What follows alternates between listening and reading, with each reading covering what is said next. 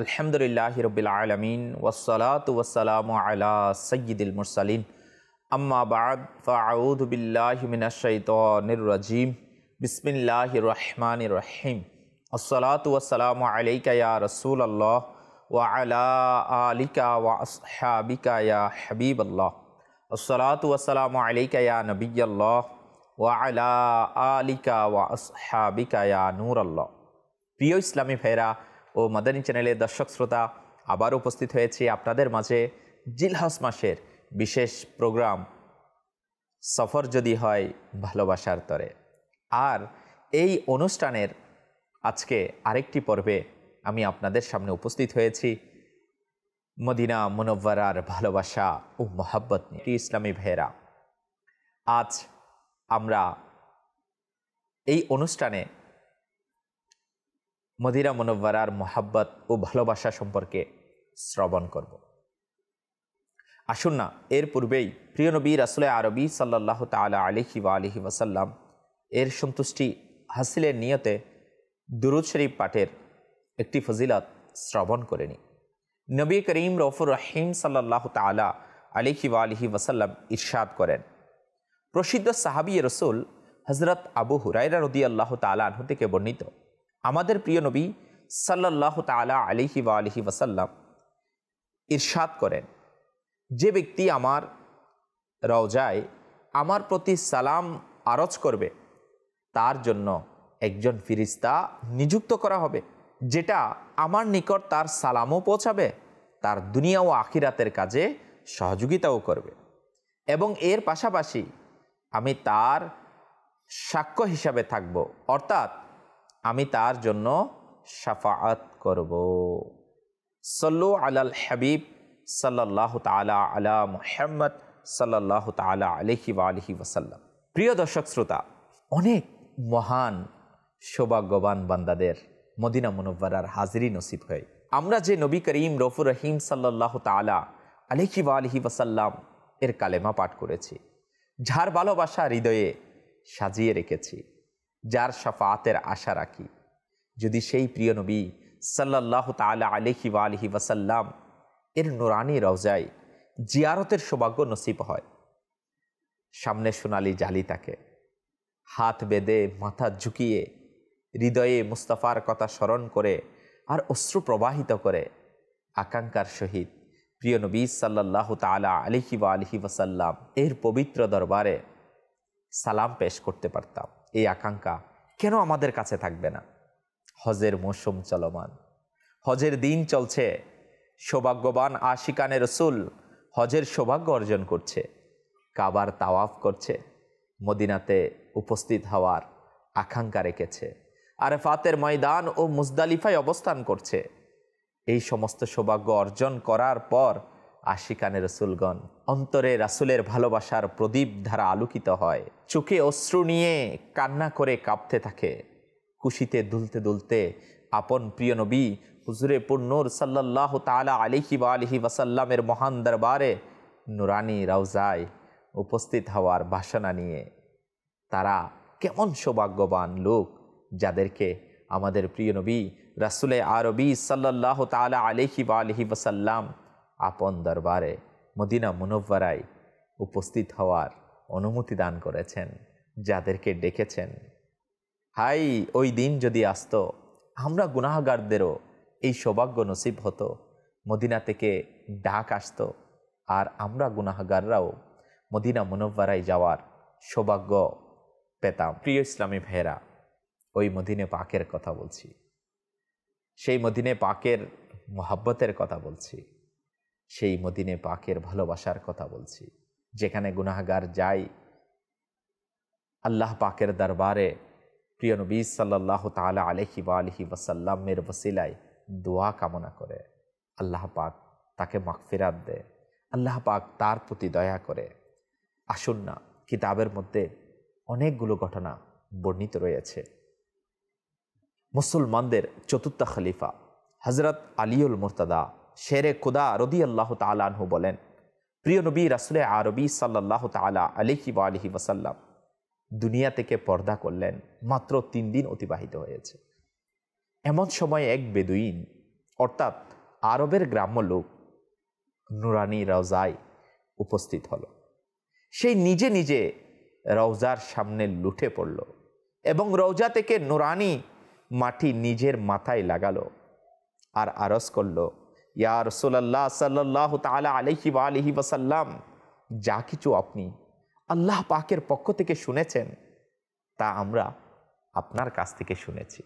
ইয়া রাসূলুল্লাহ সাল্লাল্লাহু তাআলা আলাইহি ওয়া আলিহি ওয়াসাল্লাম, আল্লাহ পাক ইরশাদ করেন, পারা 5 সূরা নিসা আয়াত 64, কাজল ঈমান থেকে অনুবাদ, আর যদি কখনো তারা নিজেদের আত্মার প্রতি জুলুম করে তখন হে মাহবুব তারা আপনার দরবারে হাজির হয়, অতঃপর আল্লাহ তাআলার নিকট ক্ষমা প্রার্থনা করে আর রাসূল তাদের পক্ষে সুপারিশ করেন, তবে অবশ্যই আল্লাহকে অত্যন্ত তওবা কবুলকারী দয়ালু পাবে। সেই আরবি আরজ করল, ইয়া রাসূলুল্লাহ সাল্লাল্লাহু তাআলা আলাইহি ওয়া আলিহি ওয়াসাল্লাম, আমি আমার উপর জুলুম করেছি, অর্থাৎ আমার নিকট থেকে গুনাহ সংগঠিত হয়ে গিয়েছে এবং আপনার দরবারে অসহায় অবস্থায় হাজির হয়েছি, যেন আপনি সাল্লাল্লাহু তাআলা আলাইহি ওয়া আলিহি ওয়াসাল্লাম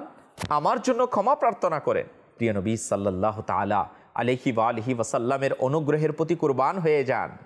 এদিকে আরবের গ্রাম্য লোক আরজ করছিল আর ওইদিকে নুরানি রওজা থেকে আওয়াজ আসলো, তোমার গুনাহ ক্ষমা করে দেয়া হয়েছে। সুবহানাল্লাহ, সুবহানাল্লাহ। প্রিয় ইসলামী ভাইরা, অনুরূপভাবে অপর এক বর্ণনায় রয়েছে, আল্লামা ইবনে জাওজি উয়ুনুল হিকায়াতে নকল করেন, হযরত মুহাম্মদ বিন হরব হিলালি রহমতুল্লাহি তাআলা আলাইহি বর্ণনা করেন, একবার আমি রওজায়ে মুস্তাফা সাল্লাল্লাহু তাআলা আলাইহি ওয়া আলিহি ওয়াসাল্লামে উপস্থিত ছিলাম। আমি দেখলাম এক বেদুইন অর্থাৎ আরবের গ্রাম্য লোক আমার নবীর দরবারে উপস্থিত হলেন আর আমার নবী সাল্লাল্লাহু তাআলা ইসলামের নিকট অসহায় অবস্থায় আরজ করলেন, ইয়া রাসূলুল্লাহ, আল্লাহ পাক আপনার প্রতি যে সত্য কিতাব অবতীর্ণ করেছেন সেই কোরআনে পাকে আল্লাহ পাক ইরশাদ ফরমান, কাজল ঈমান থেকে অনুবাদ, আর যদি কখনো তারা নিজেদের আত্মার প্রতি জুলুম করে তখন হে মাহবুব তারা আপনার দরবারে হাজির হয়, অতঃপর আল্লাহ তাআলার নিকট ক্ষমা প্রার্থনা করে আর রাসূল তাদের পক্ষে সুপারিশ করে, তবে অবশ্যই আল্লাহকে অত্যন্ত তওবা কবুলকারী দয়ালু পাবে। সেই বেদুইন এই আয়াত পাঠ করার পর আরজ করল, আমার মুনিব সাল্লাল্লাহু তাআলা আলাইহি ওয়া আলিহি ওয়াসাল্লাম, আমি আমার গুনাহের জন্য আপনার উচ্চ দরবারে উপস্থিত হয়েছি। আপনি সাল্লাল্লাহু তাআলা আলাইহি ওয়া আলিহি ওয়াসাল্লামকে আল্লাহ পাকের দরবারে আমার শাফাআতের মাধ্যম বানাচ্ছি। এটা বলার পর সে আশিকে রাসূল বেদুইন কান্না করতে লাগলো আর এই কথাগুলো তার জবান থেকে বের হচ্ছিল। এটা সেই উৎকৃষ্ট সত্তা যার মুবারক শরীর এই জমিনে দাফন করা হলো, তার শ্রেষ্ঠত্ব এবং পবিত্রতা দ্বারা ময়দান ও পর্বত সুগন্ধ হয়ে গেল। আমার প্রাণ উৎসর্গ হোক এই নুরানি রওজার প্রতি, যেটাতে আমার প্রিয় নবী সাল্লাল্লাহু তাআলা আলাইহি ওয়া আলিহি ওয়াসাল্লাম আরাম করছে, যাতে রয়েছে বিশুদ্ধ শান্তি, উদারতা ও ক্ষমার অটল বান্দার সেই আশিকে রাসূল। অনেকক্ষণ ধরে কান্না করতে করতে এইসব কাব্যগুলো পুনরাবৃত্ত করতে থাকে, অতঃপর তার গুনাহের ক্ষমা প্রার্থনা করে অশ্রু প্রবাহিত করে বিদায় নিল। হযরত মুহাম্মদ বিন হরব হিলালি রহমতুল্লাহ আলাইহি বলেন, যখন আমি শয়ন করলাম তখন স্বপ্নে দেখলাম যে প্রিয় নবী সাল্লাল্লাহু তাআলা আলাইহি ওয়া আলিহি ওয়াসাল্লাম এর জিয়ারত দ্বারা ধন্য হলাম। তিনি সাল্লাল্লাহু তাআলা আলাইহি ওয়া আলিহি ওয়াসাল্লাম আমাকে বললেন, এই বেদুইনের সাথে সাক্ষাৎ করো আর তাকে সুসংবাদ শুনিয়ে দাও যে আল্লাহ পাক আমার সুপারিশের বরকতে এই বেদুইনকে ক্ষমা করে দিয়েছে। মদিনে পাকের মহাব্বতের কথাই বাকি বলবো।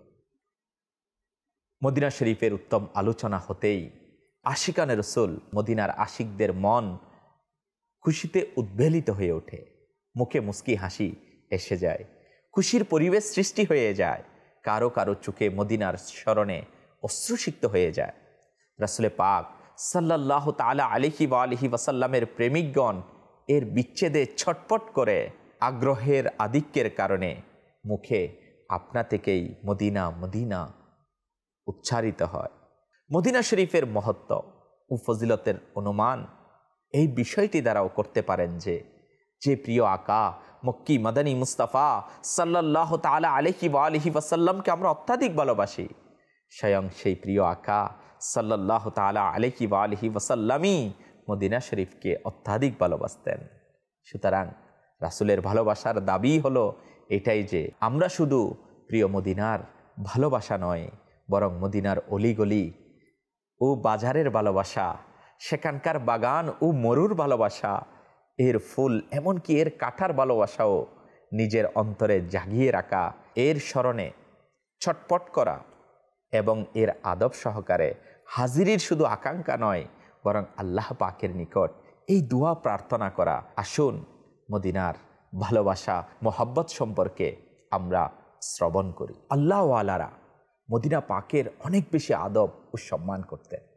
আসুন একজন মহান আশিকে রসুল বুজুর্গের মদিনার প্রতি ভালোবাসা এবং সেখানকার আদব সম্পর্কে মনোমুগ্ধকর ঘটনা শ্রবণ করি।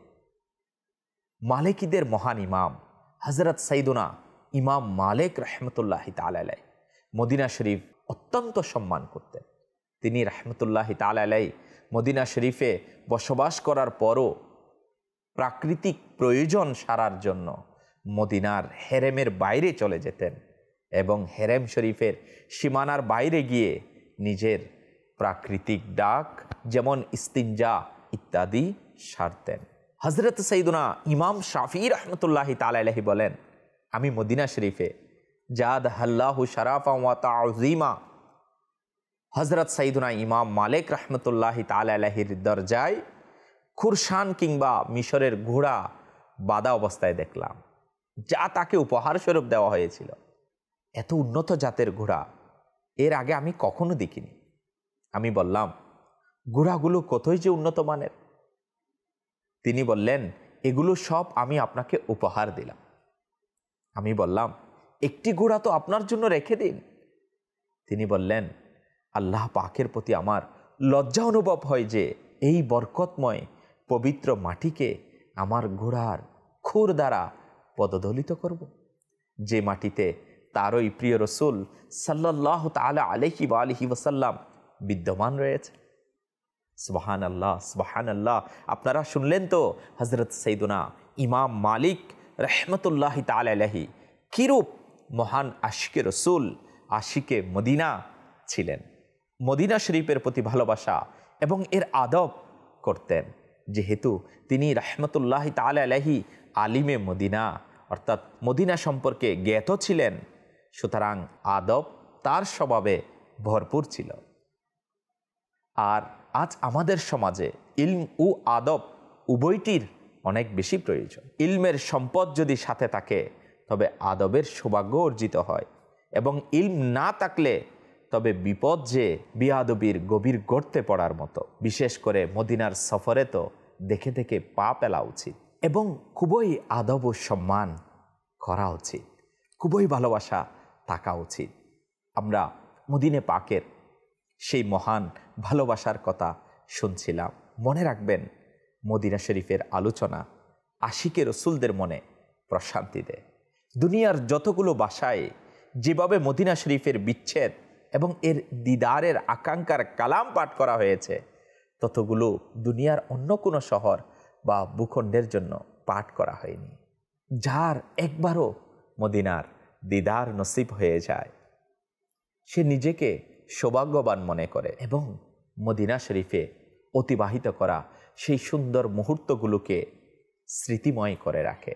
আর আশিকানে মদিনা এর বিচ্ছেদে ছটপট করে এবং আরও জিয়ারতের জন্য অত্যাধিক আকাঙ্ক্ষী হয়ে যায়। মদিনা শরীফের বিচ্ছেদ বড়ই কষ্টকর হয়ে থাকে।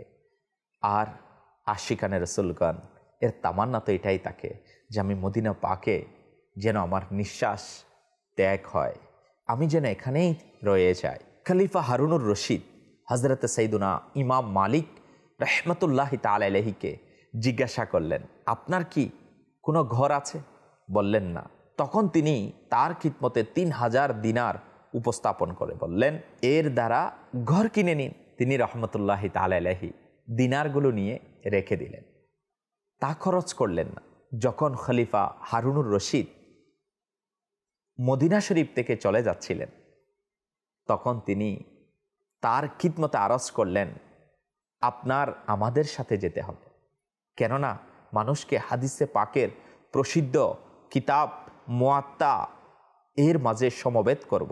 যেমনটি আমিরুল মুকমিনিন হযরত সাইয়্যিদুনা উসমান বিন আফফান রাদিয়াল্লাহু তাআলা আনহু মানুষকে একটি কোরআনে সমবেত করেছিলেন।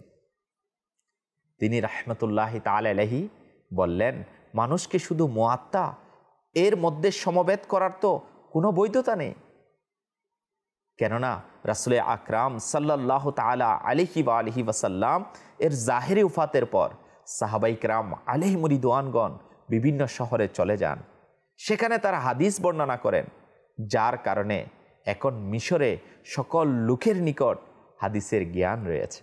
এবং প্রিয় নবী সাল্লাল্লাহু তাআলা আলাইহি ওয়া আলিহি ওয়াসাল্লাম ইরশাদ করেছেন, আমার উম্মতের মতানৈক্য রহমত স্বরূপ। আর থাকলো মদিনা ছেড়ে আপনার সাথে যাওয়া, তবে এরও কোনো উপায় নেই, কেননা প্রিয় নবী সাল্লাল্লাহু তাআলা আলাইহি ওয়া আলিহি ওয়াসাল্লাম ইরশাদ করেন, মদিনা তাদের জন্য উত্তম যদি তারা বুঝে। অপর এক বর্ণনায় রয়েছে, মদিনা গুনাহের ময়লাকে এমনভাবে ছাড়িয়ে দেয় যেমনিভাবে চুল্লি লোহার মরিচা দূর করে থাকে। অতঃপর তিনি রাহমাতুল্লাহি তাআলা আলাইহি খলিফা হারুনুর রশিদকে বললেন, এই নিন আপনার দিনার, চাইলে নিয়ে নিন আর চাইলে রেখে যান। আপনি আমাকে এরই কারণে মদিনা ছেড়ে যেতে বাধ্য করছেন যে আপনি আমার সাথে ভালো ব্যবহার করলেন, তবে শুনে নিন, আমি মদিনা শরীফের উপর দুনিয়াকে প্রাধান্য দিব না। প্রিয় দর্শক শ্রোতা, আমির আহলে সুন্নাত দাওয়াত ইসলামের প্রতিষ্ঠাতা হযরত আল্লামা আবু বিলাল মুহাম্মদ ইলিয়াস আত্তার কাদেরী দামাত বারকাতুল আলিয়া কয়েকবারই হজের সফর এবং মদিনার সফরের সৌভাগ্য নসিব হয়েছে, যাতে সমষ্টিগতভাবে মনের যেরূপ অবস্থা ছিল কখনোই বর্ণনা করা যাবে না। তবে তার মদিনার সফরের, মদিনার ভালোবাসার একটি সংক্ষিপ্ত অবস্থা শ্রবণ করুন। যখন মদিনে পাক এর দিকে তার রওয়ানা হবার বরকতময় সময়টুকু আসলো, তখন এয়ারপোর্টে আশিকানে রসুল তাকে আলবিদা জানাতে উপস্থিত হলো। মদিনার প্রেমিকগণ তাকে ঘিরে নাত শরীফ পাঠ করা আরম্ভ করে দিল। বেদনা বিধুর নাতগুলো আশিকদের ইশকের আগুনকে আরও জাগিয়ে দিল। মদিনার ভালোবাসায় সৃষ্ট হাজারি ও হিচকির শব্দে আশেপাশে পরিবেশে সুখের ছায়া পড়ে গিয়েছিল। স্বয়ং আশিকে মদিনা আমির আহলে সুন্নাত দামাত বারকাতুল আলিয়ার এই অবস্থা এতই আজব আকার ধারণ করেছিল, তার চোখ থেকে অশ্রুর ভারে দ্বারা প্রবাহিত হচ্ছিল। অবশেষে এই অবস্থায় সফরে মদিনা শুরু হলো। যত গন্তব্য নিকটস্থ হতে লাগলো, তার ইশকের জ্বালা ততই বৃদ্ধি পেতে লাগলো। সেই পবিত্র ভূখণ্ডে পৌঁছতেই তিনি জুতা খুলে নিলেন। আমির আহলে সুন্নাত দামাত বারকাতুল আলিয়া সেই পবিত্র ভূখণ্ডের আদবের এতই মনোযোগী, তিনি দামাত বারকাতুল আলিয়া অসুস্থ হয়ে পড়েন। প্রচণ্ড সর্দি কাশি হয়ে গিয়েছিল, নাক দিয়ে অজুর দ্বারায় পানি পড়ছিল। এতদ সত্ত্বেও তিনি দামাত বারকাতুল আলিয়া কখনো মদিনে পাকের পবিত্র ভূমিতে নিজের নাক পরিষ্কার করেননি। তার প্রতিটি কাজে আদবেরই বহিঃপ্রকাশ ঘটেছিল। যতদিন মদিনা মুনওয়ারায় ছিলেন, যথাসম্ভব সবজে গুম্বদের দিকে পিঠ হতে দেননি। প্রিয় ইসলামী ভাইয়েরা ও মাদানী চ্যানেলের দর্শক শ্রোতা, আমরা তো বুজুর্গানে দ্বীনের মদিনে পাকের প্রতি ভালোবাসার কথা শুনেছি, মহব্বতে মদিনার কথা শুনেছি, আর মদিনে পাকের জিয়ারতের তামান্নার কথা শুনেছি। আর মদিনে পাকের জিয়ারতে অনেকে ক্ষমা ও মাগফিরাত পেতে শুনেছি।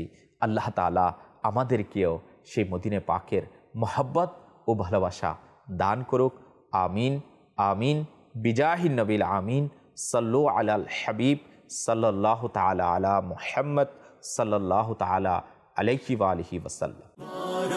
আশা যে মনে আমিও হজে যাব।